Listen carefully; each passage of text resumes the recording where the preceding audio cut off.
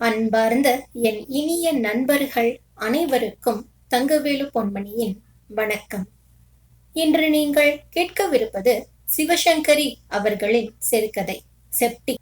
ஐயர் வீட்டு முற்றத்தில் உட்கார்ந்து கண்முன் பரத்தியிருந்த நிலக்கடலைகளிலிருந்து ஒவ்வொன்றாக எடுத்து நச்சு நச்சு என்று தரையில் உடைத்து பருப்புகளை முரத்தில் போட்டாள் தனபாக்கியம். மரகதபுரத்து அக்ரஹாரத்தில் இருந்த எல்லா வீடுகளுமே அவளுக்கும் அந்த சேரி மக்களுக்கும் ஐயர் வீடுகள்தான். பெரிய ஐயரு, சின்ன ஐயரு, மாடி வீட்டு ஐயரு, கோயில் பூசாரி ஐயரு, கோடி வீட்டு ஐயரு என்று அக்ரஹாரத்தில் 10 வீடுகளுக்கும் அவர்கள் பெயர் வைத்து இருந்தார்கள். ஐயங்கார் ராமச்சந்திரன் கூட நாமம் போட்ட சிவத்த ஐயர் தான். மரகதபுரத்தில் எண்ணி 2 தெருக்கள். ஒன்று அக்ரஹாரம், மற்றது ரெட்டியார் தெரு. சிவன் கோயில் ஊருக்கு பொது. ஊருக்கு தள்ளி ஓடிய பெண்ணாருக்கு கிழக்கு பக்கம் கிராமச்சேரி. அதன் அருகில் வெட்ட வெள்ளியில் மதுரை வீரன் கோவில்.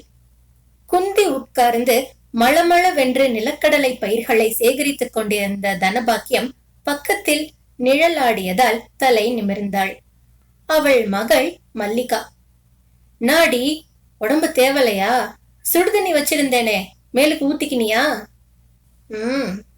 மல்லிகா முக்கி முனகிக் கொண்டு தாயின் அருகில் உட்கார்ந்தாள். நிரம்பி வழிந்த கர்ப்பத்தின் காரணமாய் குந்தி உட்காராமல் சப்பனமிட்டு சுவரில் சாய்ந்து கொண்டாள். வயிற்றுக்குள் ஏதோ வேதனை இருப்பதை சோர்ந்திருந்த முகம் காட்டியது. இன்னாத்துக்கு இப்படி வெயில் நேரத்திலே இங்கே வந்தே? வீட்டுல படுத்து கிடக்கிறது தானே? கேப்பங்கஞ்சி வச்சிருந்தேனே, குடிச்சியா? தனபாக்கியத்தின் மூத்த மகள் மல்லிகா அடுத்த கிராமமான சாலமேட்டில் பயிர் தொழில் செய்யும் தம்பிக்கே மகளை கொடுத்து 4 இல் 2 பார்த்து கொள்ளுபவள். தலைச்சன் பிரசவம் என்பதால் இங்கு மரகதபுரத்துக்கு மகளை கூட்டி வந்து 10 நாட்கள் ஆகின்றன. மல்லிகாவின் கணக்குப்படி பார்த்தால் இன்னும் 1 வாரத்தில் பிரசவமாக வேண்டும். என்றாலும் முதல் நாள் இரவிலிருந்து இடுப்பை கடுக்கிறது என்று மகள் சொன்னதால் பிரசவம் சுருக்க ஆகிவிடலாம் என்றே தனபாக்கியம் நம்பினாள். தாய் உடைத்து போட்டிருந்த பயிரில் 4 எடுத்து வாயில் போட்டு மென்றாள் மல்லிகா. சும்மா எத்தனை நாளை படுத்து கிடக்கிறது? உடம்பு திமிரெடுத்து போவோம், கொஞ்சம் இப்படி அப்படி போயிட்டு வான்னு சாரம்மா சொல்லுச்சு. வந்த. ஆமா, என்னத்துக்கு மல்லாட்ட உரிக்கிற? அம்மாளோட தங்காச்சி பட்டணத்துக்கு பிரசவத்துக்கு வந்திருக்குல்ல, அதுக்கு மல்லாட்ட பயிறு உருண்டைனா பிடிக்குமாங்காட்டியும் இன்னைக்கு ஐயரு பட்டணம் போறாருல்ல, அம்மா கொடுத்தனுப்ப போறாங்க, அதுதான் உரிக்கிற. யாருடன் தனபாக்கியம் பேசுகிறாள் என்பது போல சமையல் கட்டு ஜன்னல் வழியாக எட்டி பார்த்தாள் பங்கஜம், அந்த வீட்டு எஜமானி. ஆரடி அங்கே தனபாக்கியம்? என் மவதம்மா. பாட்டிலில் மோரை விட்டு குலுக்கி வெண்ணெய் எடுத்த வண்ணம் பங்கஜம் வெளித்தாழ்வாரத்துக்கு வந்தாள். ஆறு? மல்லிகாவா? என்னடி, நேத்து ராத்திரி இடுப்பு வலிக்கிறதுன்னு சொன்னையாமே, பேசாம படுத்துண்டு இருக்காம ஏண்டி அல்லாடரே? என்னவோ தெரியலம்மா, மொனன்னு வலிக்குது, உட்கார முடியல, படுக்க முடியல, ரோதனைங்க. அப்படி தாண்டி இருக்கும். உசுரேன்னா சொமக்கரே, வயிறு கூட்டி குமிஞ்சுண்டு இறங்கிடுத்து, சுருக்க ஆயிடும், கவலைப்படாதே. உள்ளே போன 5 நிமிஷத்துக்கு எல்லாம் ஒரு அலுமினிய டம்ளருடன் வந்தாள் பங்கஜம். சூட காபி கலந்திருக்கேன், செத்த தெம்பா இருக்கும் என்று சொல்லி டம்ளரை மல்லிகாவிடம் வைத்துவிட்டு, ஆச்சாடி தனோ, நாளை யாரது? அடுப்ப மூட்டி சட்டியிலே மணலை போடு, ஐயா இதோ கிளம்பி விடுவார் என்று தனத்திடம் சொன்னாள். தனபாக்கியம் எழுந்தாள். இன்னொரு பக்கமாக கிடந்த இரும்பு அடுப்பில் விறகை நுழைத்து தீ மூட்டி வானலியில் நைஸ் மணலை இட்டு அடுப்பில் ஏற்றினாள். சூடு வந்ததும் பயறுகளை மணலில் கலந்து வறுக்க தொடங்கினாள். தனபாக்கியம் வறுத்து கொட்டிய மணலை சலித்து கடலைகளை எடுக்க பங்கஜம் சல்லடையும் கையுமாய் அருகில் உட்கார்ந்தாள். சீதாவுக்கு கடலை உருண்டைனா உசுறு. ஒன்னா எடுத்து தின்னு நான் பார்த்ததில்லை. நவ்வாலா எடுத்து வச்சுண்டு புஸ்தகம் படிச்சுண்டே திம்பா. பிள்ளையாண்டு இருக்கிற பொண்ணுக்கு தினசா பண்ணி கொடுப்போம்னா எங்கே முடிஞ்சது? வடக்கே கண்காணாத தேசத்துல இருந்தவ பட்டணத்துக்கு வந்து 2 நாள் தானே ஆறது. உபரி பால் வாங்கி கொஞ்சம் திரட்டு பால் காய்ச்சினேன். 10 மனோப்பூ புழிஞ்சேன். கடலை உருண்டை பிடிக்கத்தான் நேரம் இருக்கும். வேற என்னத்தை கொடுத்து அனுப்புறது? வயக்காட்டிலிருந்து இவர் திரும்பி வந்து சாப்பிட்டுட்டு புறப்படுறதுக்குள்ளே எல்லாம் தயாராக வேணும். இல்லைன்னா கால்ல வெந்நீரை கொட்டின்ற மாதிரி குதிப்பார். அருமை தங்கைக்கு வகையாய் மசக்கை பட்சணம் அனுப்ப திட்டமிட்ட பங்கஜம் ஏதோ நினைத்து கொண்டவளாய் தனபாக்கியத்திடம், ஏண்டி தனம், நேத்திலிருந்து இவளுக்கு வலிக்கிறதுங்கிறையே, டவுனுக்கு வேணா கூட்டிண்டு போய் லேடி டாக்டர் கிட்ட எல்லாம் சரியா இருக்கான்னு கேட்டுண்டு வாயேண்டி என்றாள். ஆ, என்னத்துக்கு லேடி டாக்டர்? நான் 6 பெறலியா? என்ன பெரிய பிரசவம்? வயக்காட்டுல வேலை பண்ணிக்கிட்டே இருப்பேன், இடுப்பு வலிக்கும், செத்த உட்காருவேன், புள்ள பிறந்துடும். இதுக்கு என்னத்துக்கு டாக்டரு? அப்படி ஓணும்னா எங்க மருத்துவச்சி இருக்கால்ல, அவ பாத்துப்பா.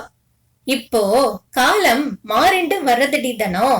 நீயும் நானும் பிள்ளை பெத்த மாதிரி இல்லே. இப்போ பெரிய படிப்பு படிச்ச டாக்டர், அவஸ்தைப்படாத பிரசவம் எல்லாம் வந்துடுத்து. என்னவோ நான் சொல்றதை சொன்னேன், அப்புறம் முன்னிஷ்டம். இவளோடு பேசி புண்ணியமில்லை என்பதை உணர்ந்த பங்கஜம் சலித்த கடலைகளை அமுக்கி தேய்த்து தோலை எடுத்த பின், மளமளன்னு புடைச்சு உள்ளே கொண்டு வா, நான் போய் பாகு வைக்கிறேன் என்று சொல்லி உள்ளே போனாள். அன்று மாலை 6:30 மணி இருக்கும். மல்லிகாவுக்கு வலி எடுக்க தொடங்கியது. நச்சு வலி பெரிய வலியானதும் அண்டாவில் வெந்நீரை போட்டு பழந்துணி கொஞ்சம் எடுத்து வைத்து மதுரை வீரனை பிரார்த்தித்து மகளின் நெற்றியில் விபூதியை இட்டாள் தனபாக்கியம். வலி கண்டு நன்றாய் ஒரு முக்கு முக்கினால் பிள்ளை பிறந்துவிடும் அனுபவத்தை பெற்றிருந்த அவள் மணி 9 நெருங்கியும் மகளுக்கு முக்கு வலி எடுக்காமல் போகவே தம்பியை அனுப்பி சேரி மருத்துவச்சியை அழைத்து வர செய்தாள். நாடி மவளே, ராயசமாடரே என்று ஆம்பிளை குரலில் கேட்ட வண்ணம் 1/4 மணி நேரத்தில் மருத்துவச்சி உள்ளே நுழைந்தாள். பேர்தான் மருத்துவச்சியே தவிரவும் முறையாக ஏதொரு பயிற்சியோ இல்லை விஷய ஞானமோ அந்த பெண்மணிக்கு கிடையாது. என்றாலும் ஊருக்கெல்லாம் அவள்தான் மருத்துவச்சி. சுலபமாய் ஆகாத பிரசவங்களுக்கு அவள்தான் உதவ அழைக்கப்படுவாள். வந்தவள் மல்லிகாவின் வயிற்றை 2 கைகளாலும் கீழ்நோக்கி அமுக்கி பார்த்தாள். ஆவர நேரம்தான். சுடுதண்ணி போட்டுட்டியா? துணிங்க எங்கே? சரி சரி, வீட்டு பசங்களையும் ஆம்பளைங்களையும் வெளியே அனுப்பிச்சிட்டியா? அடுத்த வீட்டு ராசம்மா, சொக்கி 2 பேரையும் கூப்பிடுங்க. மருத்துவச்சி உத்தரவுகள் கொடுக்க தொடங்கினாள். மல்லிகாவுக்கு பனிக்குடம் உடைந்து போய் 1/2 மணி ஆகியும் குழந்தையின் தலை வெளியில் வராமல் போகவே மருத்துவச்சி காரியத்தில் இறங்கினாள். மல்லிகாவை குந்தி உட்கார வைத்து எதிரில் தான் அமர்ந்து கொண்டாள். மல்லிகாவுக்கு பின்புறமாக சொக்கியை இருக்க சொல்லி 2 கால்களாலும் இடுப்பில் ஓங்கி ஓங்கி உதைக்கச் சொன்னாள். வலி தாங்காமல் மல்லிகா எம்மாடி, ஐயோ என்று கதறும் போது வயிற்றை மேலிருந்து கீழ் நோக்கி வேகத்துடன் அமுக்கி பயங்கரமாய் ஹோவென்று கத்தினாள் மருத்துவச்சி. பயத்தில் வலி எடுத்துவிடும் என்ற ஒரு நம்பிக்கை. பலன் இல்லை. ராசம்மாவை அருகில் அழைத்தாள் மருத்துவச்சி. மல்லிகாவின் தலைமுடியை 2ஆக பிரித்து முன்பக்கம் கொணர்ந்து பந்தாக சுருட்டி மல்லிகாவின் வாயில் அடைத்து அதே சமயம் சொக்கியை உதைக்க சொல்லி தானும் வயிற்றை அமுக்கினாள். மயிர் வாய்க்குள் திணிக்கப்பட்டதால் மல்லிகாவுக்கு குமட்டல் எடுத்தது. நல்ல குமட்டுடி, நல்ல குமட்டு. குமற்ற குமட்டல்ல முக்கு வலி வரணும்.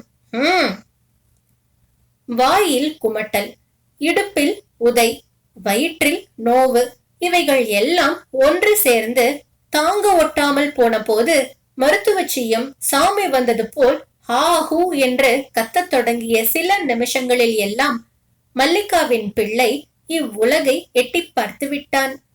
குழந்தையை இழுத்து தயாராக இருந்த குருவாளால் தொப்புள் கொடியை ஒரு அங்குலம் விட்டு அறுத்து முடி போட்டு தலை கீழாக தொங்கவிட்டு பளிச்சென்று அரைந்து அது அழத் தொடங்கியதும் வாயில் விரலை கொடுத்து சுத்தம் செய்தாள் மருத்துவச்சி. வெந்நீரால் குழந்தையை அலம்பி துணியில் கிடத்தினவள் மறுபடி மல்லிகாவிடம் வந்தாள். நஞ்சு விழவில்லை. மேற்கொண்டு 10 நிமிஷங்கள் போல் காத்த பிறகு பொறுமை இழந்து கையை உள்ளே விட்டு வயிற்றில் துழாவி நஞ்சை எடுப்பதற்குள் துடித்து போனாள் மல்லிகா. இன்னாடி இவ இப்படி மாமாலம் பண்ணுறா, நான் பார்க்காத பிரசவமா, த சும்மா கெட என்று அதட்டல் போட்டு தன் வேலையை முடித்தாள் மருத்துவச்சி. இடுப்புக்கு கீழ் மல்லிகாவை வெந்நீரில் கழுவினதும் தரையில் வைக்கோலை பரத்தி அதன் மேல் பழந்துணிகளை விரித்து தாயையும் சேயையும் படுக்க வைக்கும் போது மணி இரவு 11. மறுநாள் காலை மல்லிகாவுக்கு எழுந்து நிற்க கூட முடியாதபடி எரிச்சல் வலி இருந்தது. காலை மணி 7க்கு பொடுதலை தழைகளை ஒரு கட்டு பறித்து வந்து வெந்நீரில் இட்டு கொதிக்க வைத்தாள் தனபாக்கியம். தண்ணீர் தளதளவென்று கொதிக்கும் போது நல்ல செங்கல்லை ரவை ரவையாக பொடி செய்து வெந்நீரில் கலந்தாள். கொஞ்சம் ஆறின பிறகு மகளிடம் கொடுத்து, இந்த வெந்நீரை நெத்தோ 2 வேளை வச்சு தாரேன், இடுப்புக்கு கீழே ஊத்தி கழுவிக்க, ரணம் ஆறிடும் என்றாள். அன்றும் மறுநாளும் மல்லிகாவுக்கு ரொட்டியும் சுடுபாலும் தான் ஆகாரம். 3ஆம் நாள் காலை மல்லிகாவால் ஓரளவுக்கு எழுந்து நடமாட முடிந்தது. பொடுதலை வெந்நீரால் உடலை கழுவினாள். தாய் வேலைக்கு போகாததை பார்த்து, ஏம்மா ஐயர் வீட்டுக்கு போக தாவலை என்று வினவினாள். நேத்து ராவுக்கு பட்டணத்துல இருந்து செய்தி வந்து அம்மா புறப்பட்டு போயிருக்காங்களாம். சொல்லி அனுப்பிச்சா வந்தா போதும்னு அஞ்சலை புருஷன் செத்தமந்தி வந்து சொல்லிட்டு போனான். சின்னம்மா புள்ள பத்துட்டாங்க போல் இருக்கு, அதான் அம்மா போயிருக்காங்க. மறுநாள் மல்லிகாவுக்கு பத்தியம் போட்டாள் தனபாக்கியம். அன்று காலை மருத்துவச்சி வந்து குழந்தையை பார்த்தாள். தொப்புள் கொடி காற்று கொள்ளாமல் இருக்கிறதா என்று பார்க்க பிள்ளையை மடியில் கிடத்திக் கொண்டு கட்டை விரலால் கொடியை அழுத்தி திருகினாள். வீல் என்று கதறி துடித்தது குழந்தை. காத்து கீத்து இல்ல, ஆனா கொஞ்சம் சீழ் இருக்குது என்று தனக்குத்தானே முனகின மருத்துவச்சி குடிசையின் சாணி மொழிகின தரையை நகத்தால் கீறி பெயர்த்தி எடுத்து சிறிது தண்ணீருடன் சேர்த்து குழப்பி தொப்புள் கொடி மேல் தடவி விட்டு, நாளைக்கு நான் மறுபடியும் வாரேன் என்று சொல்லி போனாள்.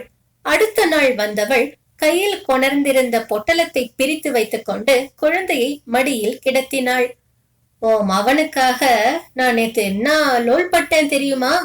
சுருட்டு யாரு பிடிக்கிறாங்கன்னு தேடி அலைஞ்சு சுருட்டு சாம்பல வாங்கியாந்திருக்கேன் என்றவள் பொட்டலத்தில் இருந்த சாம்பலை குழைத்து குழந்தையின் கொடி மேல் அப்பினாள். இனிமே ஒண்ணுமில்ல அத்தா, கொடி பட்டு போல காஞ்சிடும். நீ எப்படி இருக்கே? ரணம் ஆறிடுச்சா? பொடுதலை தழை தண்ணி ஊத்திக்கினியா? அப்ப என்ன நல்லாயிடும். சரி, என்னை அனுப்பிச்சு வைங்க. ஒரு தட்டில் 2 தேங்காய், 1/2 டஜன் பூவன் பழம், வெத்திலை பாக்கு, 4 படி நெல், 2 ஆளாக்கு துவரம் பயிர், படி மல்லாட்டை பயிறு முதலியவைகளோடு 2 ரூபாய் காசும் கொடுத்து மருத்துவச்சியை அனுப்பினாள் தனபாக்கியம். அடுத்த ஒரு வாரத்தில் சாதாரண மனுஷியாய் நடமாடத் தொடங்கிய மல்லிகா வீட்டு காரியங்களையும் குழந்தை காரியத்தையும் ஒண்டியாய் கவனித்துக் கொள்ளும் திறன் பெற்றுவிட்டதாலும் ஐயர் வீட்டிலிருந்து தகவலே வராததாலும் சமாச்சாரம் அறிய தனபாக்கியம் அக்ரஹாரத்துக்கு போனாள். போன அரை மணிக்கெல்லாம் அழுத கண்ணீரும் சிந்தைய மூக்குமாய் அவள் வந்ததைக் கண்டு மல்லிகா பதறி போனாள். என்னம்மா, என்ன செய்தி? நான் என்னத்தடி சொல்லுவேன்? ஐயர் வீட்டம்மா நேத்துதான் பட்டணத்துல இருந்து வந்தாங்களாம். அவங்க தங்காச்சிக்கு ராசாத்தி போல மக பிறந்துச்சான். ஆனா 2ஆம் நாளே என்னமோ சீக்கு வந்து பூடுச்சான். சீதாம்மா எழுந்திரிக்காம துக்கமா படுத்து கிடக்குதான். அம்மா ஆடி போயிட்டாங்கடி. தூக்கி வாரி போட ஐயர் வீட்டுக்கு தானே ஓடினாள் மல்லிகா. இவளை கண்டதும் ஹோவென்று கதறிவிட்டாள் பங்கஜம். ஊர் உலகத்திலேயே பெரிய டாக்டர் தான் பிரசவம் பார்த்தார். இருந்தும் என்னாச்சு? தொப்புள் கொடி செப்டிக்காகி ஒரே நாள் ஜுரத்திலே குழந்தை போயிடுத்துடிமா. எங்காத்து தங்க விக்கிரகத்தை பறி கொடுத்துட்டோண்டி. பங்கஜம் கதற மல்லிகாவின் துக்கம் தாங்க முடியாமல் போய் ஐயர் ஊட்டம்மாளோடு அவளும் சேர்ந்து அழ ஆரம்பித்தாலும் பாதையில் நிறுத்தி, அது என்னம்மா தொப்புள் கொடி செப்டிக்கு சாணி வைக்க கூடாதா, இல்ல சுருட்டு சாம்பல் அப்ப கூடாதா, பட்டணத்துல சுருட்டு கூடவா கிடைக்காது என்று தன் மன ஆத்தாமையை வெளிப்படுத்திவிட்டு மீண்டும் தொடர்ந்து அழுதாள். இதை கேட்டதற்கு நன்றி. பிடித்து இருந்தால் இந்த சேனலை சப்ஸ்கிரைப் செய்து உங்கள் நண்பர்களுக்கு ஷேர் செய்யவும். இன்றைய பொழுது இனிதாக அமைய நல்வாழ்த்துக்கள். நன்றி.